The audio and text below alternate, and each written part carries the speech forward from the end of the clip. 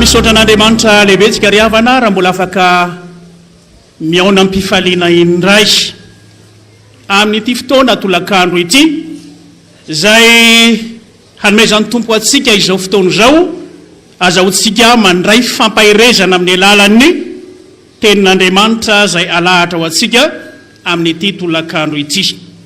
Dia miarahaba atsika rehetra amin'ny anaran'i Jesosy Tompo ilay lohan'ny fiangonana no ahafahantsika rehetra tokoa miara-manatanteraka an'izao fotoam-pivavahana izao mba ho fanomezam-boninahitra an'Andriamanitra. Ny lohahevitra zay natolotra ho an'ny tenanay amin'ity fotoana tolakandro ity dia ny lahateny faharoa araka izao ambara amintsika izao hoe ireo fomba hitaoman'ny fahavalon'ny fiangonana ho amin'ny fihemorana. Ireo fomba hitaoman'ny fahavalon'ny fiangonana ho amin'ny fihemorana. Koa satria ny epistily ho an'ny Hebreo no boky zay ianarantsika. Ankoatran'ireo zay teny novakiana zay nataony ny mpamaky teny teo dia ho jerentsika ny Hebreo toko 10. Hebreo toko 10 ny andininy 10 ka hatramin'ny 7 ary ny toko 9 ny andininy 4 ka hatramin'ny andininy 9. Reo no vakitsika ka ny Hebreo toko 10 no vakitsika voalohany. Hebreo toko 10 ny andininy 10 ka hatramin'ny 7 dia ny Hebreo toko 9 ny andininy 4 ka hatramin'ny 9 zay mivaky toy izao amin'ny anaran'i Jesosy. Koa aza manary ny fahasahinareo zay misy valiny lehibe fa tokony anana faharetana ianareo mba azahoanareo zay lazainy teny fikasana rehefa vitanareo ny sitrapon'Andriamanitra. Fa rehefa afaka kelikely dia ho tonga ilay ho avy fa tsy hita rehetra. Fa ny oloko marina dia ho velon'ny finoana fa raha mihemotra izy dia tsy sitraky ny fanahiko. Fa isika tsy mba naman'izay mihemotra ho amin'ny fahaverezana fa naman'izay mino ho amin'ny famonjena ny fanahy. Fa izay efa nohazavana indray mandeha sady efa nanandrana ny fanomezana avy any an-danitra sy efa nandray ny fanahy masina ary efa nanandrana ny teny tsara an'Andriamanitra sy ny herin'ny fiainana ho avy nefa mihemotra dia tsy azo avaozina indray ho amin'ny fibebahana satria nanombo ny zanak'Andriamanitra indray amin'ny hazo fijaliana ka manao azy ho fahamenarana. Amen. Miverimberina amin'ity Isankerin-taona ity ny teny faneva araka ny Hebreo toko 12 ny andininy 15 tapany voalohany hoe ary mitandrema tsara mba tsy hiala amin'ny fahasoavan'Andriamanitra. Manakolazaina isika ary mba ho feno fahalalana tsara ny amin'izay ambarany tenin'Andriamanitra rehefa miala eto amin'izao Tobilehibe Ankaramalaza izao. Ireo fampianarana rehetra, ireo toriteny rehetra, ireo lohateny rehetra, lahateny rehetra zay omenantsika mandritra n'izao isan-taona izao dia azo lazaina hoe fanomezana sarobidy avy amin'Andriamanitra zany. Fanomezana farobidy avy amin'Andriamanitra zany ary hitarafana indrindra ny mahatsara ny fiainana maha-kristianina atsika. Raha tonga eto ianao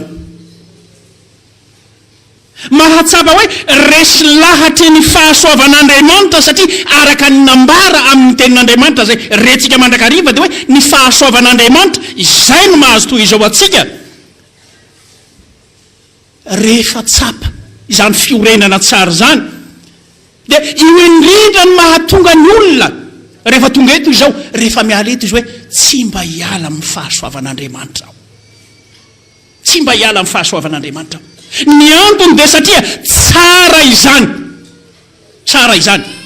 Ary tsarovy fa tsy mba miankina amin'Andriamanitra ny ampiala ny fahasoavany ao amin'ny fiainantsika fa miankina amintsika tsirairay izany.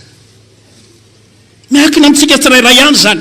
Sao anao mieritreritra hoe de narian'Andriamanitra aho. Tsia, fa ianao no manaro tenanao rehefa miala amin'ny fahasoavan'Andriamanitra. Arak'izany dia miara-manaiky isika rehetra fa tsara izany fahasoavan'Andriamanitra zany. Ka dia izany indrindra no iorenantsika, zany ny iorenantsika, ka hahatonga antsika hanaraka an' Jesosy amin'ny fiainana manontolo, satria ao am' Jesosy irery ihany no ananantsika ny fiainana sy ny fahasambarana mandrakizay. Indray mandeha Jesosy raha nampianatra mikasika momba ny fanomezan'i Jesosy hoe ny tenany sy ny rano, ity ny mofo izay midina avy any an-danitra ho Jesosy. Dia maro tamin'ny jiosy no nomenimenina, iza ny mahaino izany? Dia tao izay niala. Fa rehefa nahita azy reny Jesosy dia nitodika tamin'ny mpianatra izy nanao hoe fa ianareo koa va mba te hiala? Dia ahoana ho ny mpianatra? Ho any amin'iza moa izahay? Ho any amin'iza moa izahay? Fa ianao no manana ny teny fiainana izay maharitra mandrakizay. Ianao no mitondra ny fiainana mandrakizay ho amin'ny fiainanay. Raha tsorona koa izay tian'ny mpianatra ho resahana ao anatin'izany. Arak'izany dia tena zava-dehibe loatra io asa-pamonjena izay nataon'i Jesosy ho amin'ny fiainantsika io.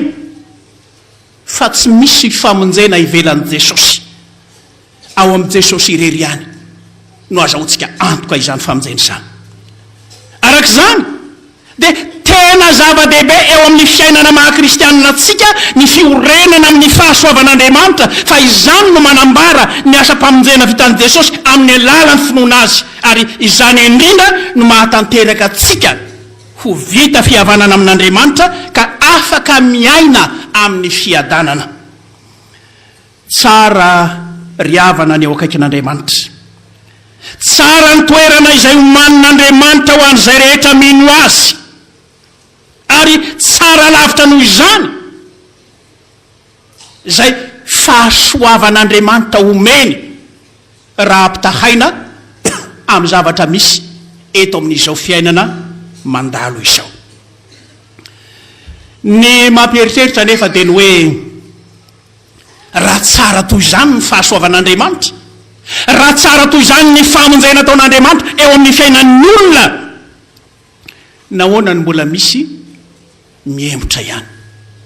Nahoana ny mbola misy ho tratran'ny fihemorana ihany? Moa ve tsy tsapantsika tokoa ny hatsaran'izany fahasoavan'Andriamanitra izany? Fa inona no antony mahatonga ny kristianina ho tratran'izany fihemorana izany?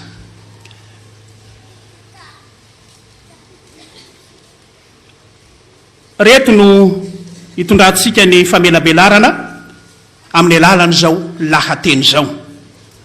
Hojerentsika voalohany aloha ny hoe ny mahazava-dehibe ny anjara toerana ny maha-kristianina antsika. Ny mahazava-dehibe ny anjara toerana ny maha-kristianina antsika. Avy eo tsika dia hovalitsika ny voka-dratsin'ny fihemorana. Efa nambara ny mpanompon'Andriamanitra tamin'ny maraina teo ihany, fa misy fanampana izay ho ampiantsika. Ary ny fahatelo dia hanazavantsika indrindra izao loha hevitra izao hoe inona moa ny paikady ataon'ny fahavalon'ny fiangonana ka mahatonga ny olona sy hemotra hiala amin'ny fahasoavan'Andriamanitra. Ny mahazava-dehibe ny fiainana maha-kristianina antsika. Tena zava-dehibe ny fiainana maha-kristianina antsika amin'ny alalany finoantsika an' Jesosy tompo sy mpamonjy antsika. Satria izy ihany araka ny tenin'i Jesosy hoe izaho no lalana sy fahamarinana ary fiainana. Tsy misy makany amin'ny ray afa-tsy amin'ny alalako. Ka amin'izay irafetantsika indrindra ao amin'ny Kristy no ananatsika izany fiaina-pahasambarana izany. Fa izay mino an' Jesosy dia manana fiainana izy. Tafa miala avy amin'ny fahafatesana ho amin'ny fiainana izy satria efa voarafitra ao amin'ny Kristy ny fiainany. Ary zay fiainana voarafitra ao amin'ny Kristy zay no ahatsapana indrindra fa rehefa tena voarafitra ao amin'ny Kristy ny fiainany mino dia hoy Paoly apôstôly hoe tsy izaho intsony ny velona fa Kristy ny velona ao anatiko. Ary io Kristy zay velona ao anatin'ny mino io no mampaharitra azy ho amin'ny finoana ka mahatonga azy tsy hemotra na hiala ary hahita fiainana ao anatin'izany. Ary zay no mahatonga ny soratra masina milaza eto hoe zay maharitra hatramin'ny farany no hovonjena. Hebreo 10:7-8 mivakina teo. Maro karazana ireo zava-misy iainantsika ankehitriny ka mety hitarika antsika tokoa amin'izany atao hoe fihemorana zany. Ary io no anisan'izay ararotin'ilay ratsy mba amitahana ny kristianina ka hitaomanantsika anaraka azy ka hiala amin'ny atao hoe fahasoavan'Andriamanitra. Kanefa tsarovy fa Jesosy dia mbola manao zay fomba rehetra hahatonga atsika ho tamana ao amin'izany fahasoavan'Andriamanitra zany. Manao zay fomba rehetra izy. Ary izany indrindra no anton'izay nanomeza ny fanahy masina, nampidina ny fanahy masina eo amin'ny fiainantsika ka lazainy Jesosy hoe aza malahelo ny fonareo. Aza malahelo ny fonareo. Fa ho avy aminareo ny mpananatra dia ny fanahy masina fa izy no ampianatra anareo ny zavatra rehetra. Izy no ampianatra anareo ny zavatra rehetra. Ka arak'izany io fanahy masina io dia mampitoetra antsika tokoa ao amin'ilay fahasoavan'Andriamanitra ary mamelona ny tena antsika mety maty zany ka azahoantsika antoka ny amin'ny fiainana mandrakizay. Azahoantsika antoka ny amin'ny fiainana mandrakizay. Io no ampianariny tenin'Andriamanitra mba hahazahoantsika hitoetra miadana hananantsika izany toe-pahamasinana ao amin'ny Jesosy zany. Raha tsy maharitra mitoetra amin'ny maha kristianina velon'ny finoana Kristy atsika isika dia tsy azo ny fahasoavana avy amin'Andriamanitra ary tsy ahita ny tombo.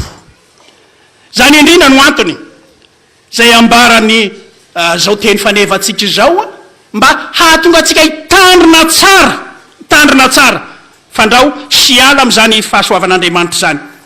Ka ny mitandrina dia tsy hafa fa ny mandinika sy mizaha toetra tsara ny fiainana maha kristianina atsika.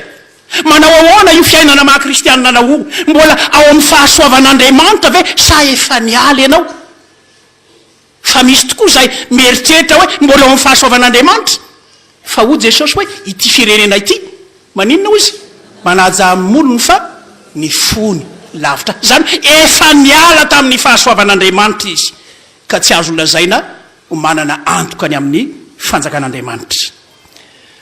Raha mandinika ny epistily ho an'ny Hebreo sika dia mazava ny foto-kevitra ao fa nosoratana indrindra ity epistily ity mba ho fampaherezana ireo kristianina jiosy mba tsy hemotra izy ireo. Ny antony dia satria nenjehana mafy izy ireo noho ny finoanan'i Jesosy Kristy araka ny fitarianteny zay efa nampianarina teto. Mafy ny fampahoriana zay nahazo azy ireo satria sady norahonana no norobaina ny fananany. Tatsika zany amin'ny Hebreo 10:12-13 ka hatramin'ny 4:30. Vokatra zany dia zao nalaim-panahy izy ireo handao ny finoanan'i Jesosy ka hiverina indray amin'ny fampianarana sy ny fomba mpivavahana ao amin'ny jodaisma. Arak'izany dia ampahirezina ireo kristianina ireo mba tsy hokivona hemotra eo anatrehan'izany fa hibanjina an' Jesosy lay tompo efa niaritra ny fijaliana sy ny fanoherana nataon'ny mpanota ary dia entaniny izy ireo mba hahery hatrany ary amporosiana mba anana fanantenana hatramin'ny farany ka handova ny teny fikasana ary anarina mafy mba tsy hemotra na ho namana izay mihemotra. Ahoana ary inona tokoa moa no vokadratsiny zany atao hoe fihemorana izany? Tsy hafenina tokoa fa oloza no anjo zay mihemotra araka ny voalazany Hebreo 9:4 ka hatramin'ny 5 teo. miandrin'izay mihemitra ninona mozy ny fahatezeran'Andriamanitra, ny fahatezeran'Andriamanitra. Mampatahotra zany hoe Andriamanitra tezitra zany raha ny fahafantarantsika tsy mba toetr'Andriamanitra ny fahatezerana fa fitiavana zany ny toetr'Andriamanitra. Fa rehefa izy ny maneho ny fahatezerana dia zao efa tena mihoatra n'izay tsy tokony ho izy ny zavatra manjo ny fiainan'ny olona. Ary izany indrindra no anisan'izay ananarana ny fiangonana, ananarana ny kristianina mba tsy hiala amin'ny fahasoavan'Andriamanitra fa hiazona mafy amin'ny fahasahina. Hebreo 13:1. Ilay efanekeny, ilay efanekeny tsy hafa izany fa Jesosy Kristy. Hiazona mafy ny fanantenana mba tsy hozongozonany. Inona moa ny antony ivavahantsika? Fa isika dia manana fanantenana fa hiditra ao amin'ilay toeram-pahasambarana izay omany Jesosy ho an'izay rehetra mino azy. Araka ny teny Jesosy hoe izay hitoerako no hitoeranareo koa. Fa izy amintsika izay tonga etony tsy manana an'izany fanantenana zany. Fa raha tsy manana an'izany fanantenana zany ianao dia maty atoka indrindra noho ny olon-drehetra. Ny tena zava-dehibe dia ny fahafantarantsika kristianina fa ambony lavitra ny asa-pamonjena vitan'i Jesosy, ary tsy misy mahasolo izany na inona na inona, tsy misy mahasolo izany. Araka ny nampianarana tamin'ny maraina hoe ambony io mahazanak'Andriamanitra atsika io, ireharehantsika io, ireharehantsika io, fa tena zava-dehibe loatra eo amin'ny fiainantsika izany. Anisany olana lehibe teo amin'reto kristianina jiosy reto ny fifandroritan'ny fivavahana kristianina sy ny jodaisma, fifandroritan'ny fivavahana kristianina sy ny jodaisma. Ary amintsika kehitriny ihany koa betsaka ireo fivavahana samihafa, betsaka ireo fomban-drazana samihafa zay mahatonga ny olona sasany indraindray toa tafiditra eo anelany hoe aizanao ale handroso toa sahirana amin'ny fianakaviana, tsy handroso anefa manasirana ny fiainana maha-kristianina. Dia misy toe-javatra tahaka an'izany koa zay mahazo ny fiainantsika. Zaho anefa nitsarovy tsy maintsy mifidy lalana tokana arahiny ny mpino, tsy maintsy mifidy lalana tokana. Ary tamin'izany fotoana izany dia zao na hanaraka ny Kristy ireto jiosy reto na hanaraka ny fampianaran'ny raby. Zay ray safidiny voalazan'ny mpanoratra fa loharan'ny famonjena mandrakizay ho an'izay manaraka azy Jesosy. Loharan'ny famonjena mandrakizay ho an'izay manaraka azy Jesosy. Hebreo 5:5. Ka araka izany izay rehetra miala ao amin'i Jesosy dia mazava ho azy fa miditra amin'ny fahafatesana izy, miditra amin'ny fahafatesana izy. Ny rahan'i Jesosy izay nalatsany teo amin'ny azo fijiliana irery ihany no mitondra fanavotana mandrakizay, fa tsy ny rahan'ny zanakomby natao fanatitra tao amin'ny testamenta taloha. Tatsika izany amin'ny Hebreo 7:20. Izany no tsy maintsy andaozan'ny kristianina jiosy ireto ny fampianarana hafahafa toy izany, dia ny fampianaran'ny raby zany, satria tsy mitondra ho amin'ny famonjena izany, tsy mitondra ho amin'ny famonjena zany. Ilaina ny ampiorenana ny fo amin'ny fahasoavan'Andriamanitra. Tsarovy fa mihoatra lavitra noho ny mpitondra fanambarana tao amin'ny testamenta taloha Jesosy ho ny mpanoratra. Tsy misy afa-tsy ny fanatitra vitan'i Jesosy teo amin'ny azo fijaliana irery ihany. Io no mitondra famelan-keloka sy fanavotana. Ivelan'i Jesosy dia tsy misy fanavotana. Tsy nahatanan'i Jesosy ny fasana fa resiny zany, nandresiny herin'ny fahafatesana izy ary velona mandrakizay, velona mandrakizay. Zany no atsarany fiainana ao amin'i Jesosy. Ka araka izany izay rehetra miala amin'izany fahasoavan'Andriamanitra izay tsara zany dia mitondra ny fiainany ho any amin'ny fahafatesana sy ny fahaverezana mandrakizay. Mitondra ny fiainany ho amin'ny fahafatesana sy fahaverezana mandrakizay. Ary zany no vokatry ny fihemorana ka mahatonga an Jesosy mampitandrina mandrakarivo. Mitandrema ianareo, fa ho avy ny mpaminany santo koa, ho avy ireo fampianarana samihafa zay mandoka ny fiainatsika ka dia mitaonantsika hiala amin'izany fahasoavan'Andriamanitra zany.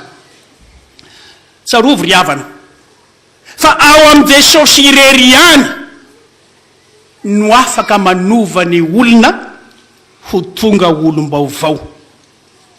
Hoy Paoly apôstôly hoe raha misy olona ao am' Kristy dia tonga olom-baovao izy. Efa lasa ny tena taloha fa indro tonga vaovao ireo, zany hoe efa maty lay tena taloha fa efa nandray tena vaovao zay rehetra ao am' Kristy. Koritianina faharotoko fa 10:7. Zany no anisan'ny zava-dehibe ka tsara hitandrematsika fa tena misy voka-dratsiny tokoa ny fialana amin'ny fahasoavan'Andriamanitra.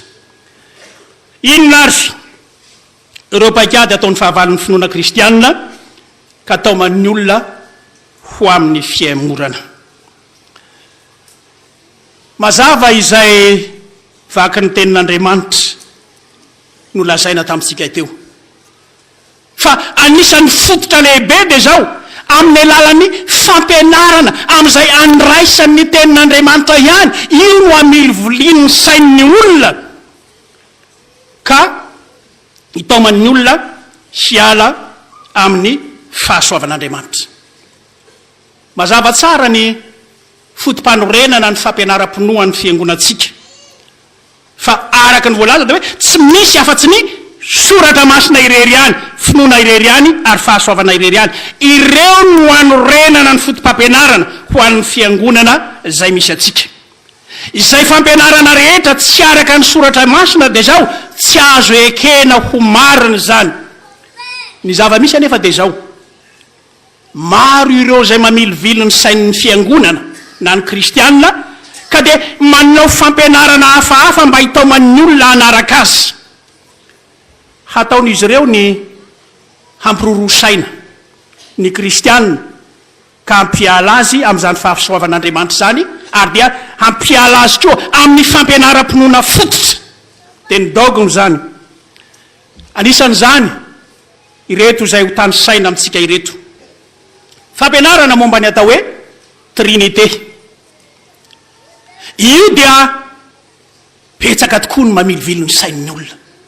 Ao no sasany milaza manao hoe zany trinité zany milaza Andriamanitra maro zany, zany ve no fiangonana misy anareo? Tsy misy afa-tsy ray ihany ny Andriamanitra zay vavahantsika. Marina tokoa zany fa ao anatin'izany trinité zany dia mampiseho indrindra ny amin'ny atao hoe asan'Andriamanitra telo zay iray. Jesosy dia nilaza mazava tsara fa izy dia sady Andriamanitra tokoa no olona tokoa. Saosy ny ray ho Jesosy dia iray ihany. Ary ny fanahy masina tsy hafa fa ny fanahin'Andriamanitra zay mitoetra indrindra ao amin'ny Andriamanitra ray sy zanaka. Araka izany dia anisan'ny tafiditra ao anatin'izay hitaoman'ireo fahavalon'ny fiangonana, lazaina hoe fahavalon'ny fiangonana. Ny fahavalo moa inona ny zavatra ataony? Tsy mikendry afa-tsy zay hamonoana. Zay ny fahavalo. Tsy mikendry afa-tsy zay hamonoana izy. Hahafaty ny finoanao, hampiala aminao ny fahasoavan'Andriamanitra, zay ny kendren'ny fahavalo. Ka dia mamilivily izany fampianarana zany izy, araka ny hoe ny trinité. Ambaranao anatin'izany koa dia anisan'izay lazain'izy ireo ny amin'ny resaka momba ny hoe fahatongavana ho nofo na ny incarnation zany, ny mahaolona sy mahandriamanitra an' Jesosy. Betsaka ny manao fampianarana fafy zany. Ary hitantsika tsara araka ny Jaona voalohany toko faha-efatra ny vakina teo fa izay tsy manaiky fa efa tonga tamin'inona izy? Efa tonga tamin'ny nofo Kristy, dia izany no lazaina fa antikristy. Tsy mandray ny fahasoavan'Andriamanitra eo anatrehan'izany. Jesosy ilay Andriamanitra tonga nofo. Efa niditra teo amin'ny fiainako sy ny fiainanao izy. Tsy izay milaza azo ho Mesia na Kristy, tsy zany akory no zava-dehibe, fa amin'izay fahatsapana indrindra fa ity Jesosy ity zay efa tonga teto am'izao tontolo zao hamonjy sy anafaka izao tontolo zao. Izy no efa nanolotra ny tenany teo amin'ny azo fijaliana.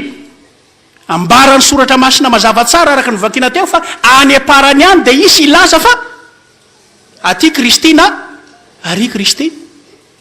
Ary moa ve tsy efa miseho zany? Zay milaza ny tenanao ho tsaratsara saingy ratsy ako fa tena fahavalon'ny fiangonana. De ahoana manekenao an'izany? Fa misy any olona zay voasitony, misy any olona zay manaraka. Anisany amin'izany koa zay amilvolin'ny sain'ny fiangonana ny fandavana ny fanahy masina tsy ho iray amin'Andriamanitra. Fandavana amin'ny fanahy masina tsy ho iray amin'Andriamanitra. Ny vavolombelon'i Jehova na ny témoin de Jehova ohatra zay misoko mangina miditra any atokantranotsika any de mampianatra fa tsy iray ny fanahy masina. Mampianatra fa tsy iray ny fanahy masina.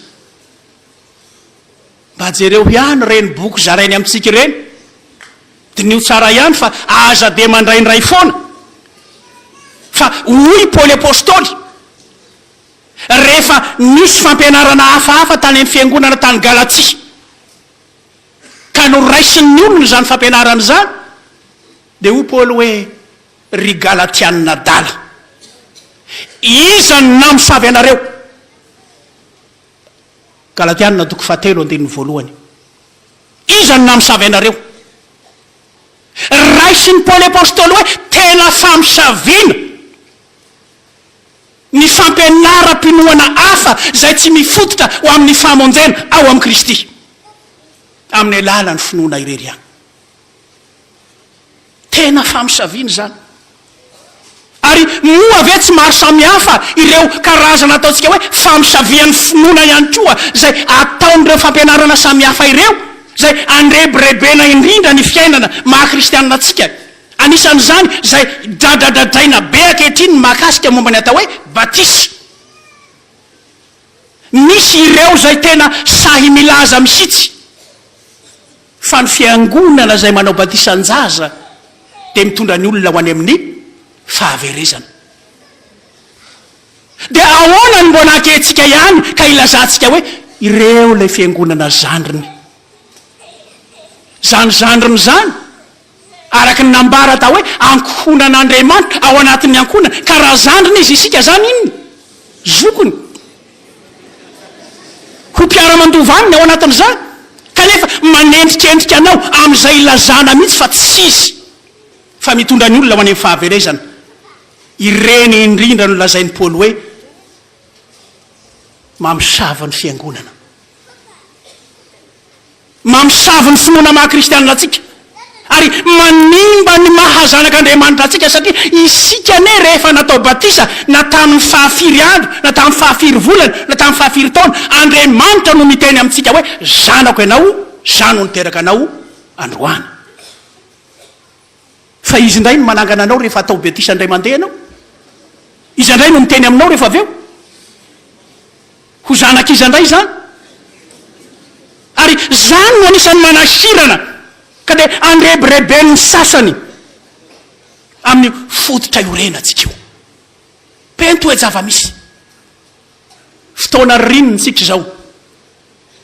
Raha miresaka ririnina de fa inareo ny eo an-tsainareo amin'izay. Fa betsaka ireo fombafomban-drazana samy hafa. De ho ny sasany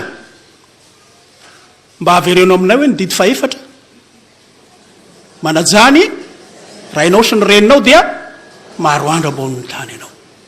Ka anisan'ny fanajana ny ray aman-dreny ny famonosana ny tolam-balo ao am-pasana. Ka rehefa tsy manao zany ianao ho fohy andro iainana ianao. Iza ny namosavy anareo tahaka izany? Fa izany dia anisan'ny famosaviana ny finoantsika zany ka mahatonga atsika sy emotra hiala amin'ny fahasoavan'Andriamanitra. Maro ny zava-misy fa tsy zany ihany fa amin'izao andro ankehitriny iainantsika izao dia ao anatin'ny fahasairanam-piainana isika. Fahasairanam-piainana dia areborebo ny sasany ao anatin'izany amin'ny fanambarana fa afaka mandray ny famonjena amin'ny alalan'ny fihetsiketsehan'olombelona izy ireo, afaka mibaiky ny fanahy masina amin'ny alalan'ny fietaen-tanany mpivory amin'ny antsoina hoe ambiance. Dia mientanentana tahaka an'izany ny amin'izay hitondrany azy.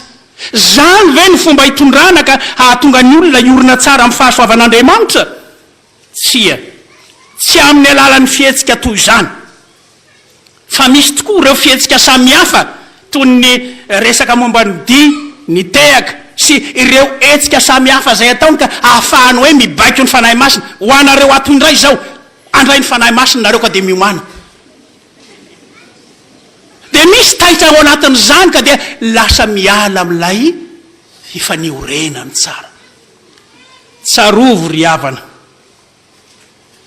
Fa Andriamanitra ao am Jesosy Kristy efa nahatanteraka ny asa-pamonjena ho an'izao tontolo izao. Asan'Andriamanitra irery zany, na ny fanomezany fanahy masina na ny asa-pamonjena eo amin'ny fiainantsika. Tsy misy asantsika zany na iray azy. Tokony ho tsaroantsika fa izay rehetra manao zany fomba fanao zany dia tsy amin'ny alalan'ny fitarian'ny fanahin'Andriamanitra, fa amin'ny alalan'ny fahaizan'ilay mpitarika izay mahay manetsiketsika sy manetana ny olona. Zay no zava-misy. Ny fahaizan'ilay mpitarika izay mahay manetsiketsika sy manetana ny olona. Taritin'izy ireo ny fotom-pisainan'ny olona ary ambarany fa izy no tena fiangonana tsara indrindra. Hoe ny olona zanan-drazo famonjena zany tokony hiseho amin'ny alalan'ny fihetsika ataonao zany. Ka rehefa faly ianao, tsy mirana fotsiny tarehanao fa dia aoka handianao ary dia manao totorepika maro samihafa eo anatrehan'izany. Tsarovy fa lay fahasoavan'Andriamanitra izay miasa eo amin'ny fiainantsika dia tsy hafa fa azahoan'Andriamanitra mampiorina ny asan'ny fanahy masina ao anatintsika izany ka mampahafantatra antsika fa voavelany elontsika. Zava-dehibe ny fahafantarana an'izany. Rehefa voavelany eloko ao dia izay no mitondra anao amin'ny fahazahoana antoka fa efa tanteraka ao amin'ny famonjen'Andriamanitra isika. Ny fampianaran-diso no anisan'ny fitaovana ataon'ny fahavalon'ny fiangonana hampihemotra ka hampiala ny olona amin'izany fahasoavan'Andriamanitra izany. Satria ny fampianaran-diso dia tsy hafa fa tena mitondra ny olona ho any amin'ny fahaverezana izany. Izay rehetra diso fampianarana dia diso finoana izy. Ary rehefa diso finoana izy dia mazava ho azy fa tsy ahita ny fahasoavan'Andriamanitra, tsy ahatanteraka ny famonjena eo amin'ny fiainany mandrakariva. Misy tokoa ny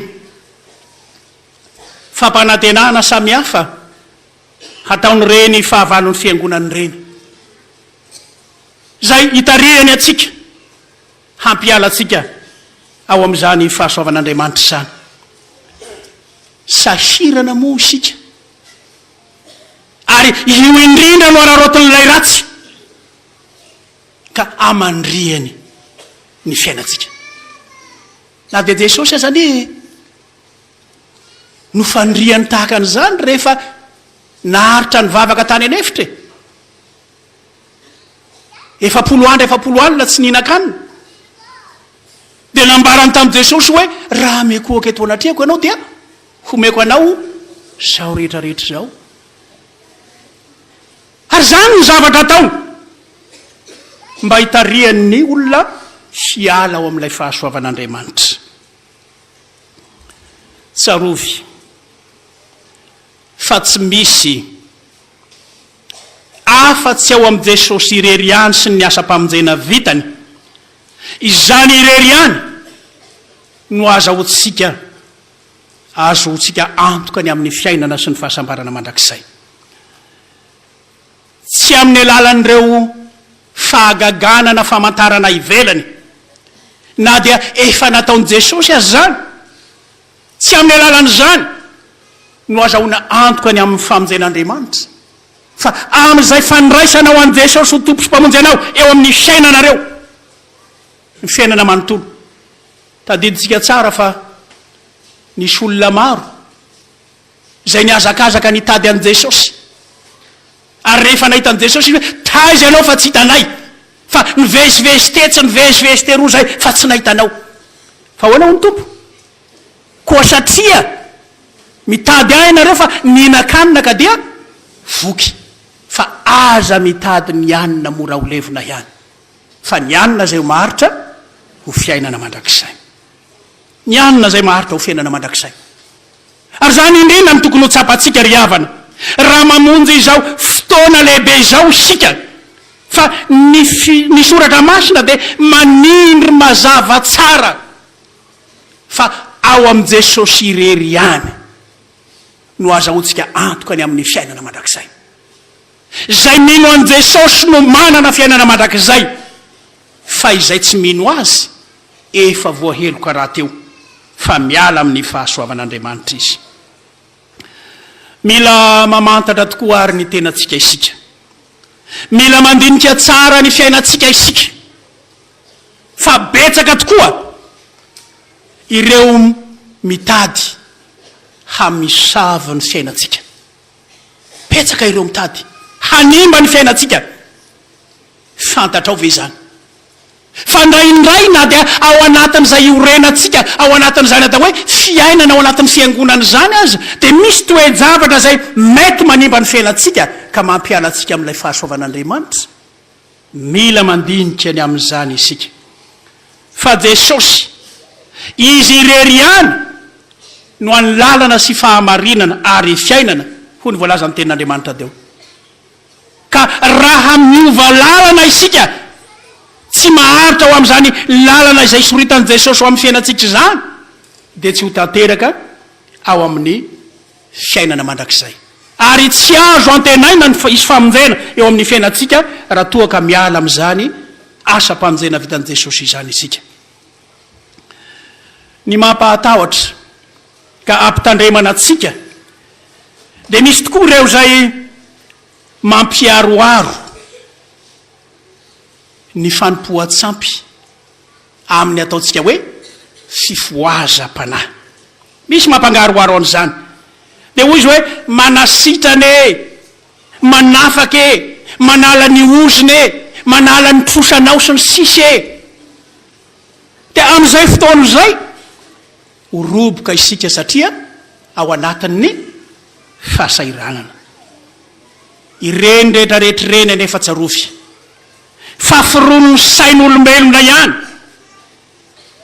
ary azo lazaina hoe fanompo-tsampy moderna ihany tsy mitondra anao amin'ny famonjeny zany fa mainka vao mampiala atsika ka mitondra atsika ho any amin'ny fahaverezana raha tsy miambina tsara isika raha tsy miambina tsara isika ka dia ho ny teny faneva hoe mitandrema tsara fandrao sy hiala amin'ny fahasoavan'Andriamanitra ianao fa misy fakamangidy araka ny tony ny teny fanevao misy fakamangidy zay manimba ny fiainan'ny fiangonana ary io indraindray tsy avy ao anatiny tsy ivelany ihany fa mety ho avy ao anatin'ny fiangonana ihany koa mety ho avy ao anatin'ny fiangonana ihany koa reny koa mety ampiasain'ilay fahavalon'ny fiangonana ary hanimbana ny fiainan'ny fiangonana dia mila mitandrina tsara mba haretatsika hatramin'ny farany amin'izany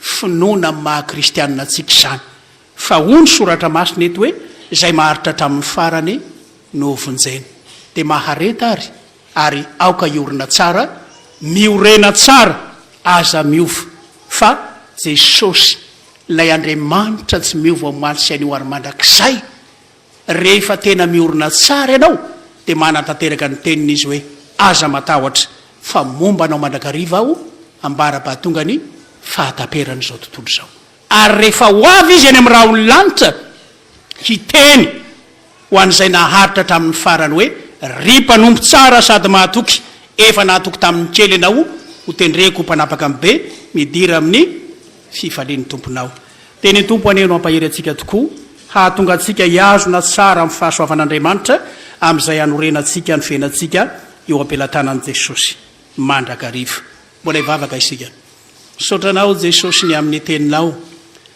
izay nampahirezanao anay teto tokoa fa maro tokoa ny toe-javatra mety hitarika anay ho amin'ny fihemorana.